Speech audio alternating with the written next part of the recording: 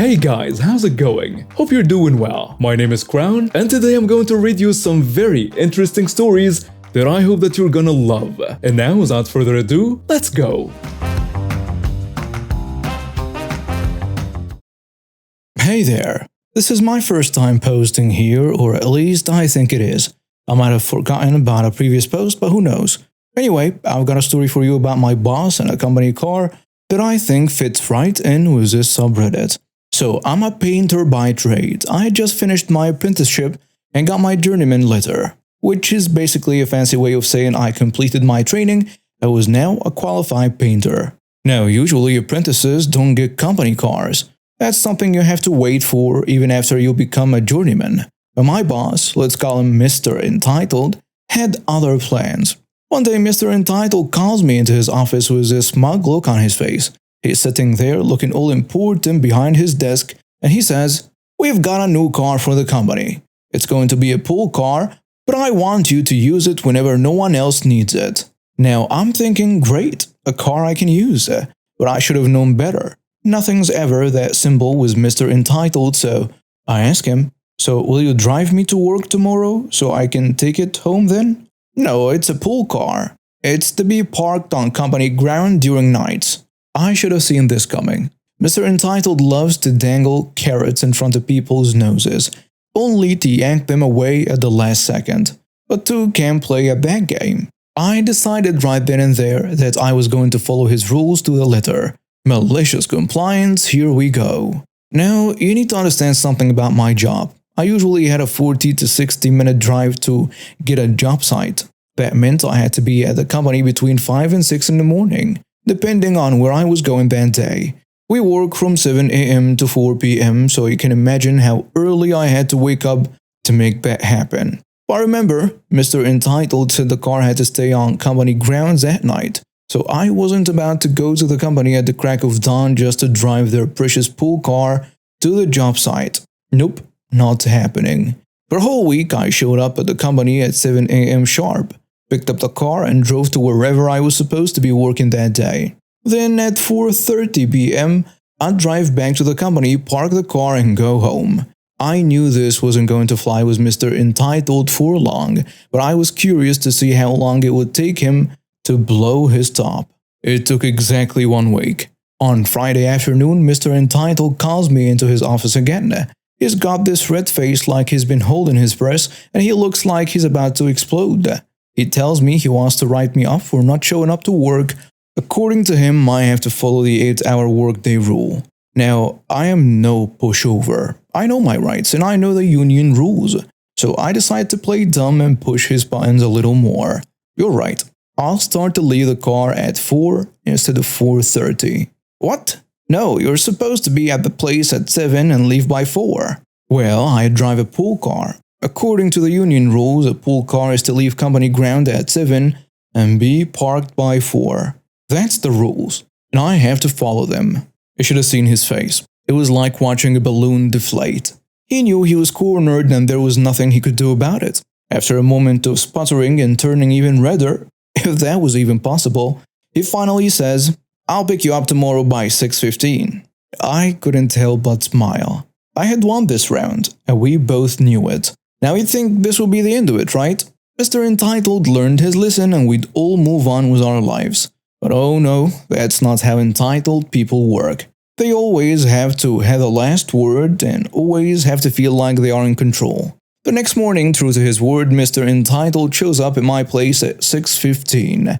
He's in his fancy car looking like he'd rather be anywhere else but here. I hop in and we start to drive to the company in silence. After about 10 minutes of this uncomfortable quiet, he finally speaks up. "You know, I was trying to do you a favor with that car." I almost laughed out loud. A favor? Really? But I kept my cool and decided to hear him out. "How so?" "Well, most journeymen don't get access to a company car this early. I thought you'd appreciate the opportunity." Now, I'm not one to let an opportunity for some good old-fashioned sass go to waste, so I reply, "I do appreciate opportunities, sir, especially ones that don't require me to break union rules or work unpaid hours." I swear I could hear his teeth grinding, but he keeps his composure barely. The union rules are just guidelines. Sometimes we need to be flexible for the good of the company. Oh boy, here we go. The classic break the rules for the good of the company speech. I've heard this one before and I'm not buying it. With all due respect, sir, the union rules are there to protect workers like me. If we start bending them, where do we draw the line? He doesn't have an answer for that one. We spend the rest of the ride in silence, but I can practically hear the gears turning in his head. He is trying to figure out how to get around this, how to make me do what he wants without actually giving me the benefits I deserve. We get to the company and as I'm about to get out of the car, he stops me. Look, let's make a deal. You can take the car home, but I expect you to be at the job site by 7 a.m. sharp. No exceptions. Now, this is interesting. He's offering what I wanted in the first place, but I'm not about to let him off the hook that easily. And what about the overtime for the extra driving I'll be doing outside of work hours? Mr. Entitled looks like he's sucking on a lemon, but he knows he's cornered. Fine, we'll log the extra time as overtime, but I expect top-notch work from you, understood? Always, sir. You know I take pride in my work. That was that I get out of the car and head to the pool car. As I'm driving to the job site, I can't help but feel a little smug. I didn't let Mr. Entitled push me around and I even managed to get a better deal out of it. But here's the thing about entitled people, they never really learn. They might back down for a while, but they are always looking for the next opportunity to assert their perceived superiority. I knew this wasn't the end of my battles with Mr. Entitled, but for now, I had won. Over the next few weeks, things seemed to settle into a new routine. I'd take the car home, drive to job sites on time, and log my overtime for the extra driving. Mr. Entitled would give me the stink eye every now and then, but he couldn't say anything because I was following our agreement to the letter. But then about a month after our little showdown, Mr. Entitled calls me into his office again. He's got that look on his face, the one that says he thinks he's got a brilliant idea. We've been reviewing our expenses and the overtime from driving is really adding up. We need to make some changes. I knew it. I knew he couldn't let it go, so I decided to play along and see where this is going. What kind of changes did you have in mind, sir? Well, we're thinking of implementing a new policy. All employees who take company vehicles home will be responsible for their own gas for personal use. Now, this might not sound too bad at first, but remember, I'm driving this car to and from work every day. That's not personal use. That's work-related driving, so I decided to clarify. Personal use as in weekends and after-hours trip, right? Not the driving to and from work sites. Mr. Entitled shifts in his seat, looking uncomfortable. Well, we consider the drive from your work to the first job site of the day as personal use. Oh, here we go again. Time to remind Mr. Entitled about those pesky union rules he likes to forget about. Sir, I don't think that aligns with our union agreement. The drive to the first job site is considered work time, especially since I'm in a company vehicle. Mr. Entitled's face is starting to turn that familiar shade of red again. The union agreement is open to interpretation. We're just trying to manage our resources efficiently. I take a deep breath. I am getting tired of this back and forth, but I'm not about to let Mr. Entitled walk all over me or my co-workers. I say, I understand you're trying to manage resources, sir, but changing the interpretation of our agreement without consulting the union could cause problems. Maybe we should invite a union rep to discuss this new policy? The mention of involving the union makes Mr. Entitled pale a bit. He knows he's on shaky ground here. That won't be necessary. We'll review the policy again before implementing any changes. I nod, trying to hide my satisfaction. Another battle won. But the war with Mr. Entitled's entitlement is far from over. As I leave his office, I can't help but wonder what his next move will be. But whatever it is, I'll be ready. My story is about how one nasty woman in our neighborhood tried to make my life miserable just because I use a wheelchair now. But let me start from the beginning. A few months ago, I was in a terrible car accident. I was driving home from work when a drunk driver swerved into my lane and hit me head-on. The crash was devastating. I woke up in the hospital to find out I was paralyzed from the waist down. The doctor said I'd likely never walk again. It was the hardest thing I've ever had to face. Before the accident, my husband Tom and I were active in our neighborhood. We went to all the homeowners association meetings and got along well with most of our neighbors. But after I came home from the hospital, I fell into a deep depression. I didn't want to see anyone or do anything. I just stayed home feeling sorry for myself. Tom kept going to the meetings without me, but I could tell he was worried.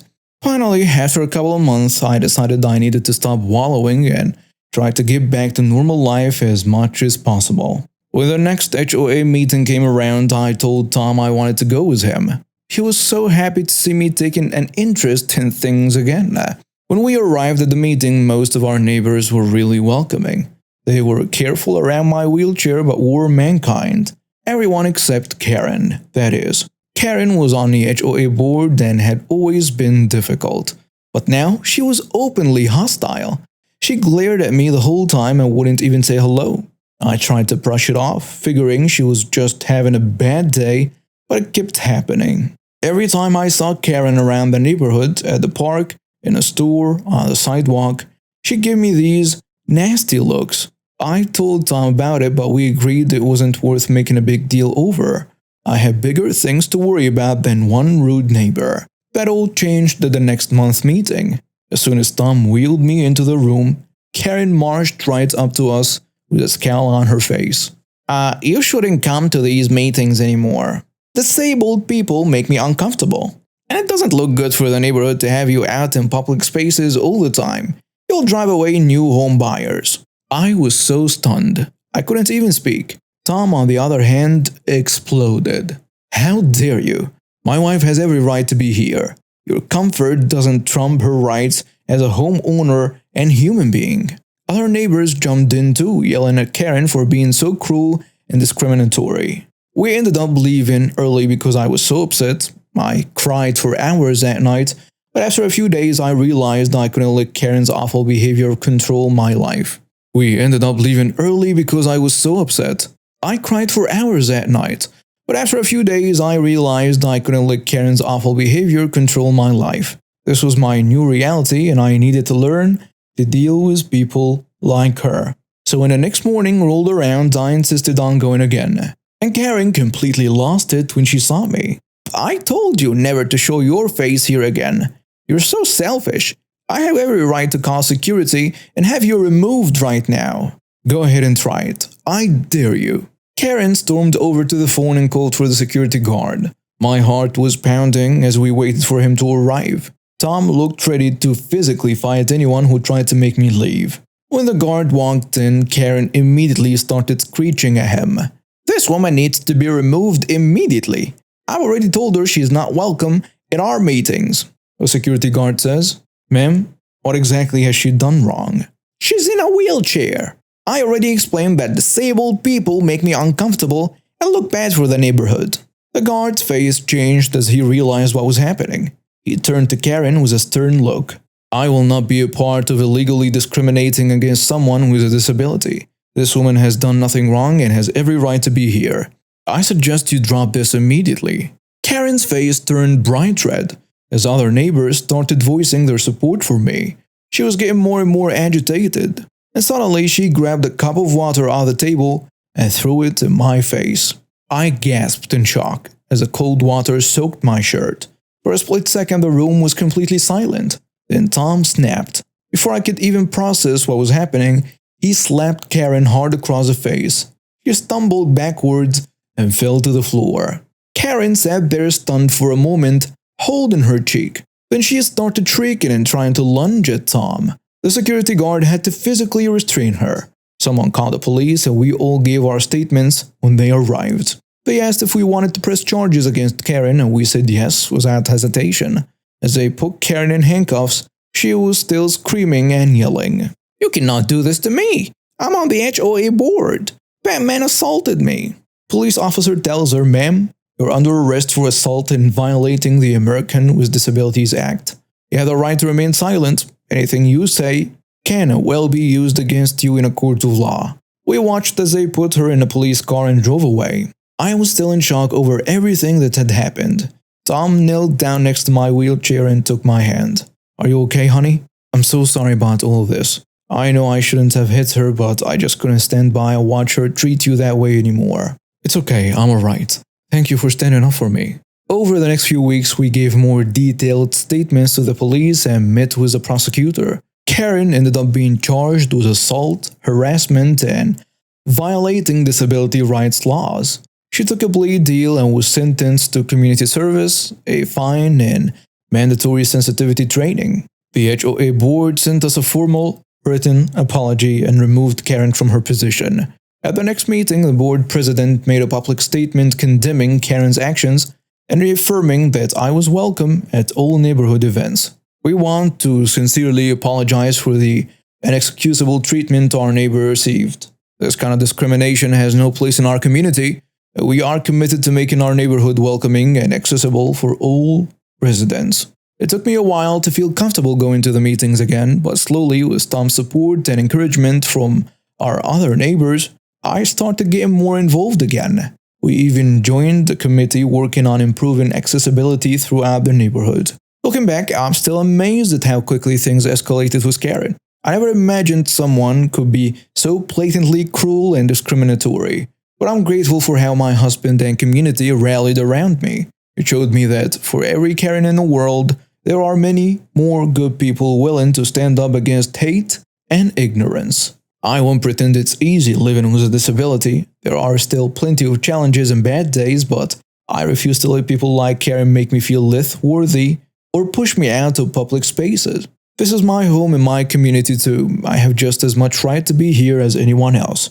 These days, I make a point of being visible in my community. I go to every HOA meeting, neighborhood picnic, and local event I can. Not just for myself, but for anyone else who might feel unwelcome or out of place. I want them to see that they belong here too. As for Karen, I heard she moved away not long after everything happened. I can't say I'm sad to see her go, but I do hope she learned something from all of this. Maybe next time she encounters someone different from her, she'll think twice before letting her discomfort turn to cruelty. In the end, yes, there are entitled, nasty people out there who will try to make you feel small. But there are also countless others ready to stand beside you and lift you up. Those are the people I choose to focus on now. They are the ones who make our neighborhood truly feel like home. Here I am telling you about the time my boss's stubbornness almost cost us a big job. It all started about a month ago when I was working as an industrial painter. You know, the kind of guy who paints machinery and stuff. Usually, when I get a job, they tell me what paint to use and what color they want. It's pretty straightforward most of the time, but this particular day, things were different. I got this job that was anything but typical. The client wanted me to use water-based paint on a carbon steel job. Now, for those of you who don't know much about painting or metals, use a water-based paint on carbon steel is like asking for trouble. It's a recipe for rust, and rust is not something you want on your machinery. I knew this was going to be a problem, so I went to talk to my boss, Maddie. I found her in her office typing away on her computer. Hey Maddie, got a minute? Sure, what's up? It's about this new job. They want us to use water-based paint on carbon steel. And, well, that's not gonna work. The paint will make the steel rust. I expected her to understand. After all, she's been in this business for years. But what she said next left me dumbfounded. I don't care, just use the paint. They are going to be here next week. But Maddie, you don't understand. This is going to ruin the job. Look, we don't have time for this. Just do what the client wants. I couldn't believe what I was hearing. It was like talking to a brick wall. But I've been in this game long enough to know that sometimes you need to cover your own back. Alright, if that's what you want. But can you write down the paint I'm supposed to use and sign it? Fine, if it'll make you do your job. She scribbled down the instructions and signed the paper.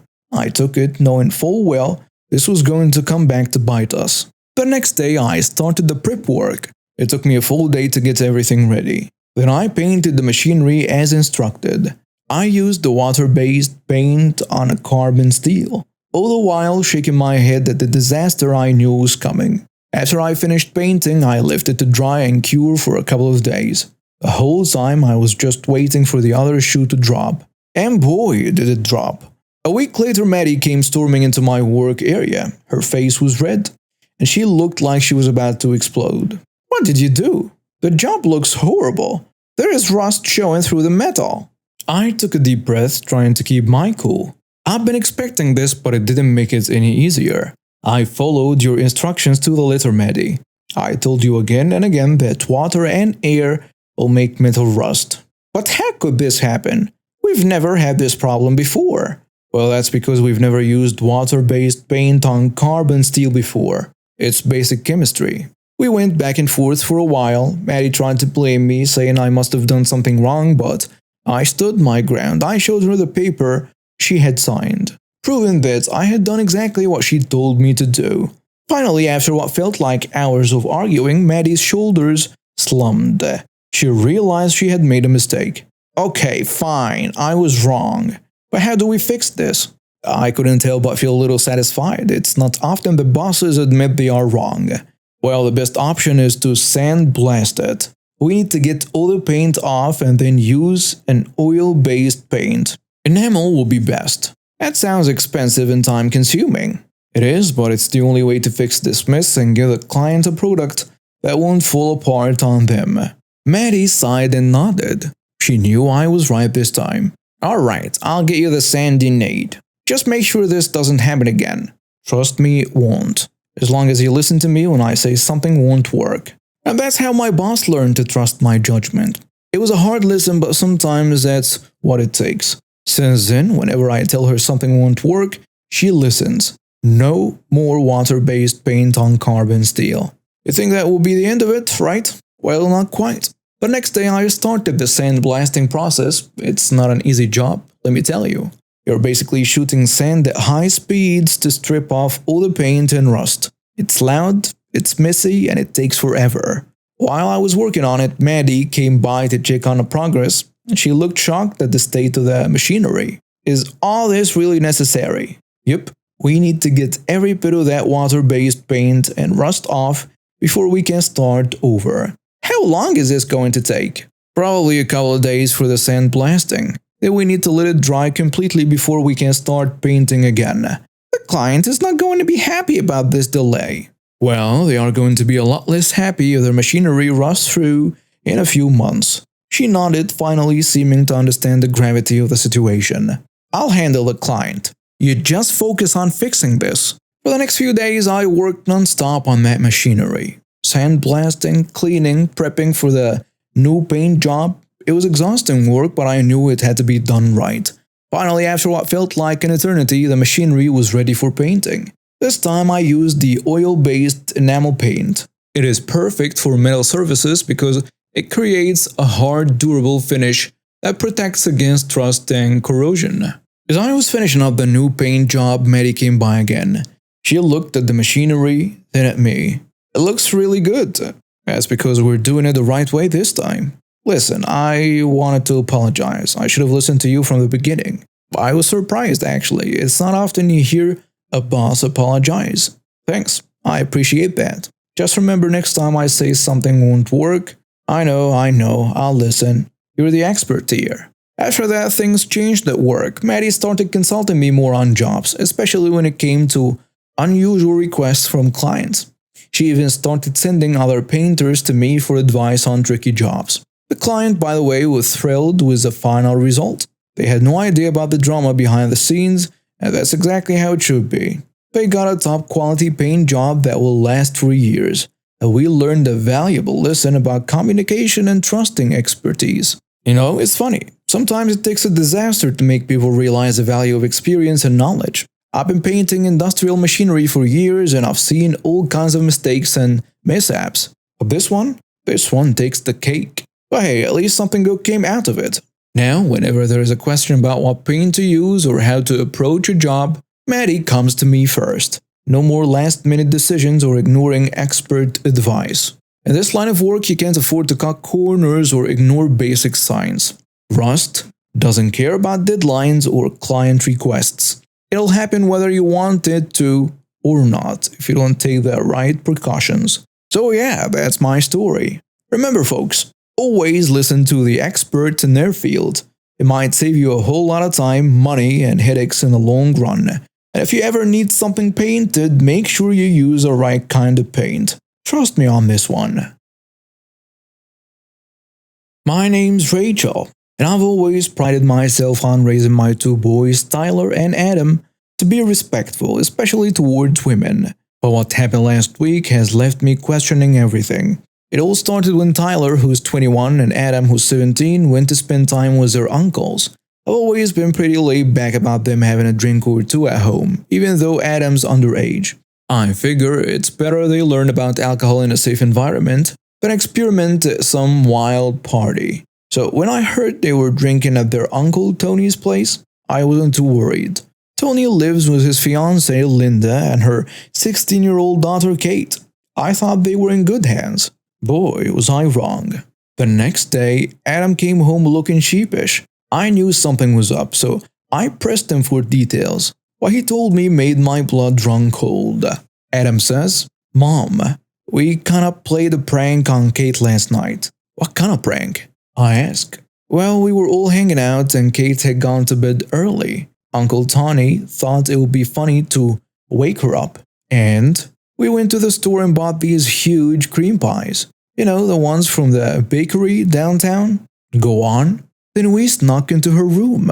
Tyler put on his old clown mask, and when Kate woke up, what did you do?" "We threw the pies at her." I felt sick to my stomach. I couldn't believe what I was hearing. My boys, along with their uncles, had invaded a young girl's privacy while she was sleeping and vulnerable. 4 grown men against 1 teenage girl. It was beyond wrong. "Adam, I'm extremely disappointed in you. This is completely unacceptable behavior." "But Mom, it was just a prank. Kate's fine. Her mom even said so." "That doesn't make it right. You violated her privacy and personal space. How do you think she felt, waking up to find 4 men in her room?" "We didn't mean any harm. Intent doesn't matter here. What you did was wrong, period." I was furious. I called Tyler immediately. "Tyler, I just heard about what happened at Uncle Tony's. I'm incredibly disappointed in you." "Mom, it's not a big deal. We were just having some fun." "Fun? You think scaring a young girl in her sleep is fun? I thought I raised you better than this." "Kate's not even mad about it. You're overreacting." "I'm not overreacting. What you did was a violation of trust and privacy. I expected more from you, especially as the older brother." "Whatever, Mom. I'm an adult now. You can't tell me what to do." His dismissive attitude only made me angrier. I realized I couldn't really punish Tyler since he was an adult, but Adam was still under my roof. I made a decision right then and there. "Adam, you're grounded for the entire summer." "What? Mom, that's not fair." "No friends, no car, no phone. You need to understand the severity of what you've done." "But Mom, it's my second to last summer before college. You can't do this." "I can and I am. Your actions have consequences." Adam stormed off to his room, slamming the door behind him. I felt terrible, but I knew I had to stand my ground and do something. This wasn't just about a prank gone wrong. It was about teaching my sons to respect women and their boundaries. The next day, my phone was buzzing non-stop. First, it was Uncle Tony. "Rachel, do you think you're being a bit harsh on Adam?" "No, I don't. What you all did was completely unacceptable." "Come on, we were just having some fun. Boys will be boys, you know?" That's exactly the kind of attitude that leads to this behavior. You're an adult, Tony. You should have known better. Look, if anyone wants to blame, it's me. I egged them on. How could Adam resist? He's just a kid there. He's old enough to know right from wrong. And you should be ashamed of yourself for encouraging this. I hung up, my hands shaking with anger. Then Linda, Kate's mom, called. "Rachel, I heard you grounded Adam for the whole summer. Don't you think that's a bit much?" "Linda, they invaded your daughter's privacy. How are you okay with this?" "Kate's fine. She thought it was funny after the initial shock wore off. Kids play pranks all the time." This wasn't just a harmless prank. They entered her room while she was sleeping. 4 men against 1 girl. Can't you see how wrong that is? I think you're blowing this out of proportion. Kate's not traumatized or anything. That's not the point. It's about respect and boundaries. I'm trying to teach my sons that this behavior is not okay. Well, I think you're being crazy. But it's your kid, I guess. I couldn't believe how dismissive everyone was being about this. It felt like I was the only one who saw how serious this was. Even my husband Tom tried to convince me to lighten up. "Honey, Don't you think grounding Adam for the whole summer is a bit extreme? No, I don't. What they did was wrong on so many levels. I agree, it wasn't right, but kids make mistakes. Maybe we could cut it down to a week or two? Tom, this isn't just about punishment. It's about teaching them that actions have consequences. If we let this slide, what message are we sending here? I get that, but a whole summer? It's a long time for a teenager. It's a long time to think about what he did and why it was wrong. I just think you might be overreacting a little. It was just a prank that got out of hand. Listen, there is no compromise when it comes to respecting women, Tom. The punishment stands. As the days went by, the tension in our house was palpable. Adam sulked in his room, barely speaking to me. Tyler stopped coming around as much, clearly avoiding my disapproving looks. Even Tom seemed frustrated with my decision. But I stood firm. I knew in my heart that this was a crucial moment in my son's lives. If I let this slide, what would they think was acceptable behavior in the future? I couldn't bear the thought of my boys growing up to be men who didn't respect women's boundaries. One evening, about a week into Adam's grounding, he came to me with tears in his eyes. Mom, can we talk? Of course, honey. What's on your mind? I've been thinking a lot about what happened, and I think I understand now why you're so upset. Go on. At first, I thought it was just a harmless prank, but then I imagined if someone did that to me or to you or to my future daughter, and it made me feel sick. I'm glad you're starting to see it from a different perspective. I'm really sorry, Mom. What we did was wrong and we shouldn't have gone into Kate's room, especially while she was sleeping. It doesn't matter if she says she's okay with it now. We violated her privacy and probably scared her. I felt a wave of relief wash over me. Finally, someone understood. Thank you for saying that, Adam. It means a lot to me that you thought about this and realized why it was wrong.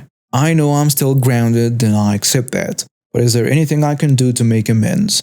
Well, I think a sincere apology to Kate will be a good start. Not just for the prank, but for invading her privacy and making her feel unsafe in her own home. Okay, I can do that. Over the next few weeks, things slowly started to improve. Adam made his apology to Kate, which she appreciated. He started volunteering at a local shelter, and I could see the experience was really opening his eyes. Tyler took a bit longer to come around, but after a long talk with Adam, he too realized the gravity of what they had done. He joined Adam in volunteering. Uncle Tony and Linda's fiancé eventually apologized too, admitting that as adults, they should have known better. It wasn't easy, but slowly our family started to heal from this horrible experience.